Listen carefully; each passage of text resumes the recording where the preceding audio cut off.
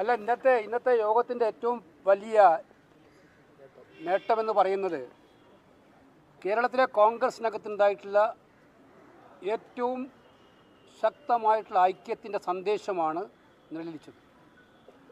ആ മുറിയിലിരുന്ന ഓരോ കോൺഗ്രസ് നേതാവും കാലഘട്ടത്തിൻ്റെ പ്രാധാന്യം തീർത്തും ഉൾക്കൊണ്ടുകൊണ്ട് വരുന്ന പഞ്ചായത്ത്, മുനിസിപ്പാലിറ്റി തെരഞ്ഞെടുപ്പുകളിലും നിയമസഭാ തെരഞ്ഞെടുപ്പിലും ഐക്യജനാധിപത്യ മുന്നണിയെ വിജയിപ്പിക്കുന്നതിന് വേണ്ടി ഉത്തരവാദിത്വം തങ്ങളുടെ ഓരോരുത്തരാണെന്ന് മനസ്സിലാക്കി ആ ഉത്തരവാദിത്വം നിർവഹിക്കുന്നതിന് വേണ്ടി പൂർണ്ണമായ അർത്ഥത്തിൽ പ്രവർത്തിക്കാൻ വേണ്ടിയുള്ള തീരുമാനമെടുത്തിട്ടാണ് പിരിഞ്ഞത്.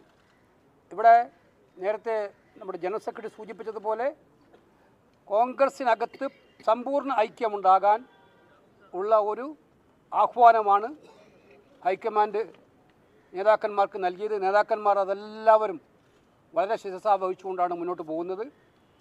അവിടെ ജനവിരുദ്ധമായൊരു സർക്കാരുണ്ട്. ആ സർക്കാരിനെ താഴെ ഇറക്കുക എന്ന ഒറ്റ ലക്ഷ്യം മാത്രമാണ് വരുന്ന ഒരു വർഷക്കാലം ഓരോ കോൺഗ്രസ്സുകാരനെയും നയിക്കുക എന്നുള്ള പൊതു തീരുമാനത്തോടുകൂടി പോവുകയാണ്.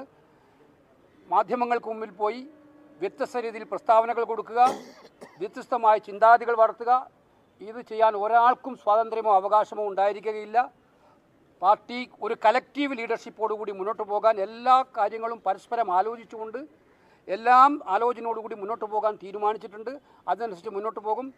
ഹൈക്കമാൻഡിൻ്റെ പൂർണ്ണമായിട്ടുള്ള നിരീക്ഷണം ഉണ്ടായിരിക്കുമെന്ന് ശ്രീ മല്ലികാർജ്ജുന ഖാർഗെജിയും ശ്രീ രാഹുൽ ഗാന്ധിജിയും പറഞ്ഞിട്ടുണ്ട്. അതുകൊണ്ട് തികഞ്ഞ ആത്മവിശ്വാസത്തോടു കൂടിയിട്ടാണ് ഈ യോഗം ഇന്നിവിടുന്ന് പോകുന്നത്.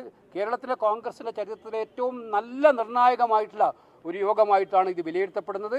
ഇത് റിസൾട്ട് ഓറിയൻറ്റഡ് ആയിട്ടുള്ളൊരു മീറ്റിംഗ് ആയിരുന്നു. വരും നാളുകളിൽ LDFിൻ്റെ ദുർഭരണത്തിനെതിരായിട്ട് കേരളത്തിലെ ജനങ്ങളുടെ പ്രതീക്ഷകൾക്കനുസരിച്ച് കോൺഗ്രസിനെയും UDFിനെയും മുന്നോട്ട് കൊണ്ടുപോകാൻ തയ്യാറാക്കുന്നതിന് വേണ്ടി അവരെല്ലാവരും സമർപ്പിത ബോധത്തോടു കൂടി പ്രവർത്തിക്കാൻ വേണ്ടിയിട്ടുള്ള തീരുമാനമെടുത്ത് പിരിയുന്ന മീറ്റിംഗ് ആയിരിക്കും.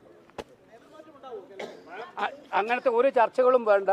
ഇത് ക്ലിയറായിട്ട് പാർട്ടിയുടെ മുന്നോട്ടുള്ള പ്രവർത്തനത്തിലുള്ള ഒരു റോഡ് മാപ്പ് ഉണ്ടാക്കാൻ വേണ്ടിയിട്ടാണ് മുന്നോട്ട് പോയത്.